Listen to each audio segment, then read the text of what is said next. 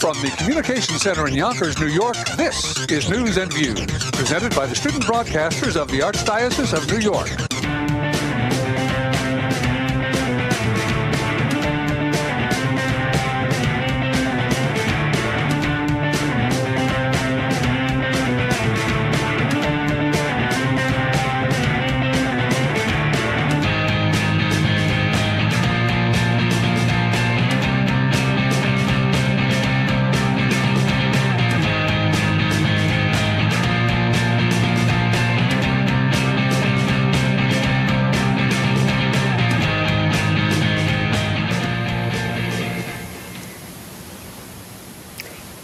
Hello, my name is Sean Coffey. And I'm Pauline Gilmore. Millions of children and teenagers in America love to engage in sports. In fact, in the United States today, about 30 million children and teens participate in some form of organized sport. Both team and individual sports give us hours of enjoyment, strengthen our bodies, and sharpen our skills. We work hard to become better players. We delight in mastering difficult or challenging moves. We cheer for our teams and for our friends when they demonstrate their awesome abilities, but sometimes the cheering stops. When kids hop on a bike or grab a football, they have little else on their minds besides having fun or winning against other kids. But children all over the country are sustaining injuries every day in the sports they love. Some of these injuries are minor, a cut knee, a scraped elbow, or a temporarily sore throwing arm. But many more are serious enough to require medical treatment, and some are serious enough to have grave consequences. You might be surprised to learn how common sports injuries are. We were.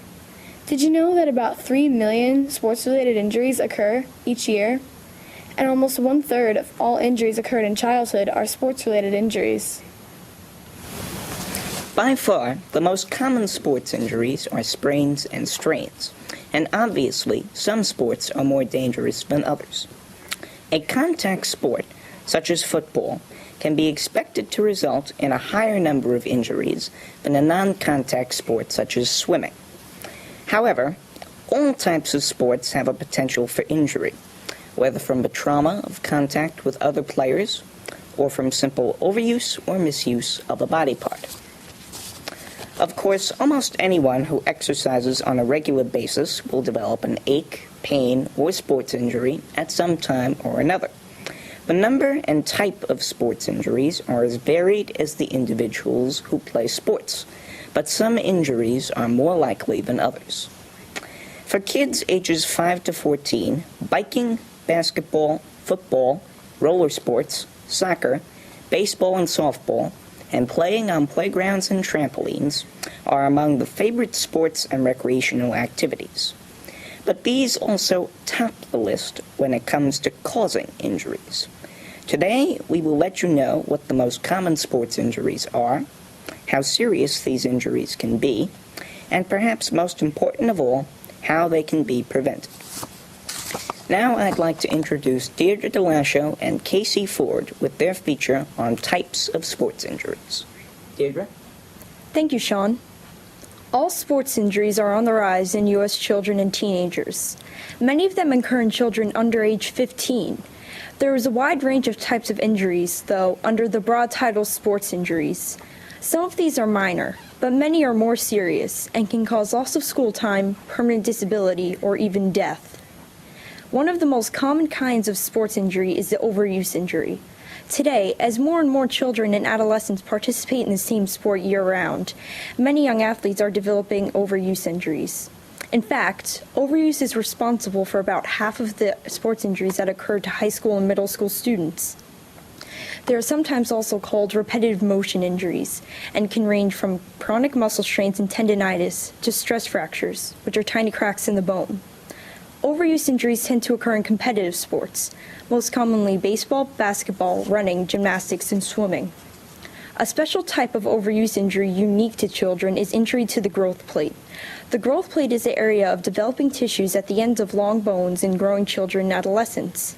If any of these growth plate areas become injured, seek professional help from a doctor who specializes in bone injuries in children and adolescents, a pediatric orthopedist. A second type of injury is often overlooked but is very dangerous. This is heat injury. Heat injuries are always dangerous and can even be fatal. Some symptoms of these heat-related injuries include nausea, dizziness, weakness, fainting spells, and confusion. Heat injuries can be extremely serious, but they are easily avoidable and must be prevented. Casey? Thanks, Deirdre. Some of the most serious sports-related injuries are head injuries. A recent study reveals that even small head injuries in kids playing sports could mean long-term neurological problems. A report in the journal Pediatric Emergency Medicine notes that continuous sports-related injuries, importantly managed, could result in chronic pain, paralysis, and even death for young athletes. More than 300,000 sports-related head injuries occur each year nationwide, and most of them are in younger athletes. Elementary school and high school players most often suffer mild to moderate concussions and even moderate brain injuries. A concussion or a closed head injury can result from a blow or jolt to the head. This type of injury can disrupt from the normal function of the brain. Doctors may describe these injuries as mild because concussions are usually not life-threatening. Even so, the effects of a concussion, some people lose consciousness or are knocked out for a short time, but not always. You can have a brain injury without losing consciousness. Some people are simply dazed or confused. Sometimes even whiplash can cause a concussion. Spinal injuries are extremely serious sports injuries. Although rare, they can result in paralysis or death. The Christopher and Dana Reeve Foundation estimate that falls and sports injuries account for 25% of all paralysis. Thankfully, some of these injuries are temporary, but many result in permanent paralysis. Sadly, most spinal cord trauma happens to young, healthy individuals. Males aged 15 to 35 are most commonly affected. What is even more frightening is that the death rate from spinal cord trauma tends to be higher in young children with spinal injuries. Risk factors for spinal injuries, say experts, include participating in risky physical activities, not wearing protective gear during sports or play, or diving into shallow water. It is imperative that adults responsible for young athletes learn to identify the severity of a child's head injury or spinal injury to provide appropriate medical treatment immediately. Back to you, Pauline.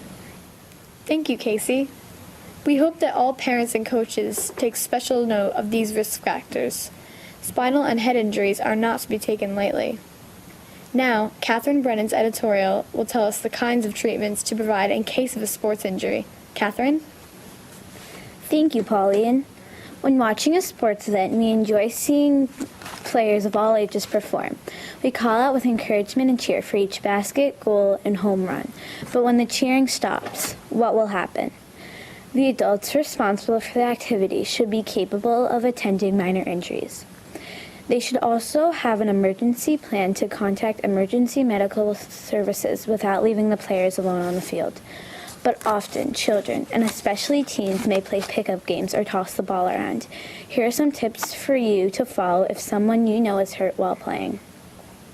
For most minor injuries, follow the RICE rule. The letters of RICE stand for the steps to take in order. R, rest. Stop the activity immediately. I, ice. Apply ice to reduce swelling.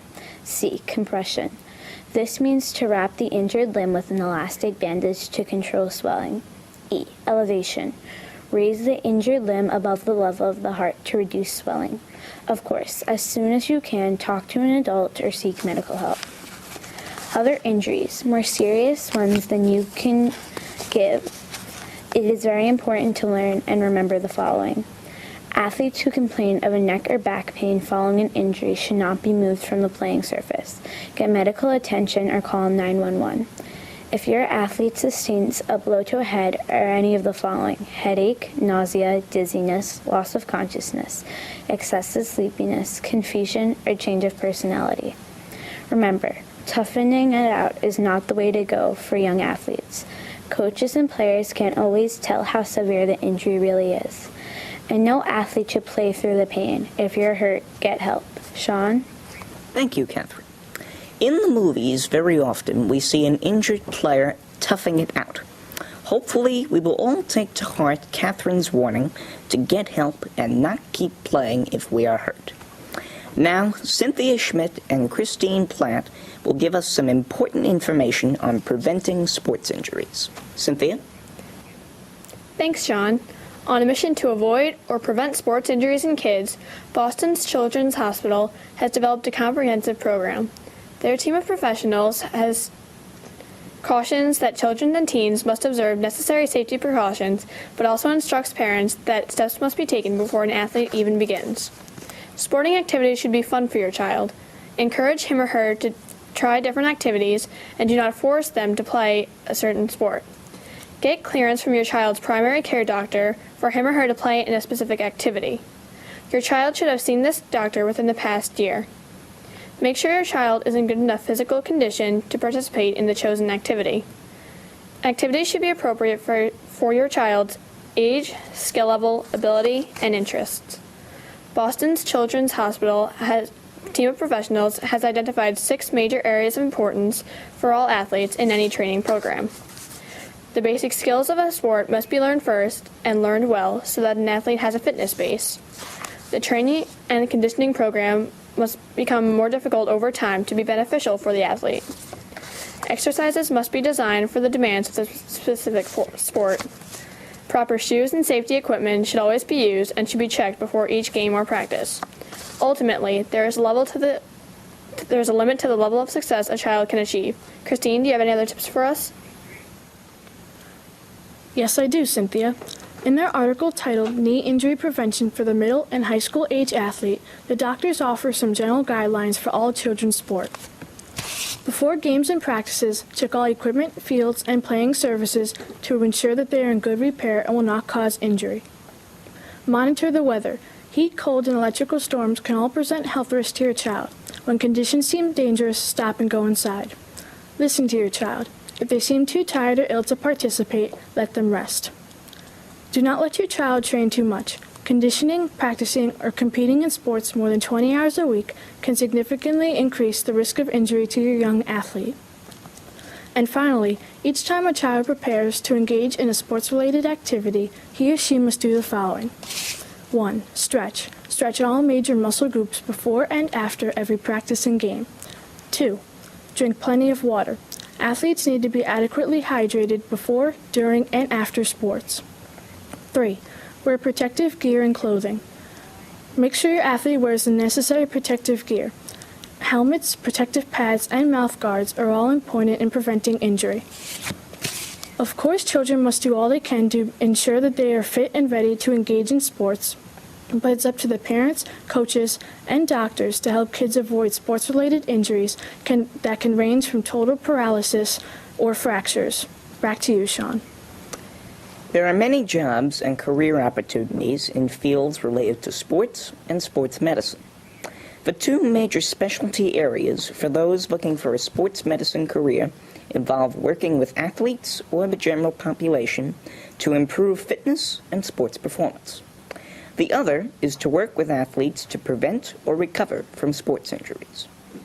Most sports medicine professionals will have some overlap between these 2 areas and strive to help individuals achieve optimal health and sports performance goals.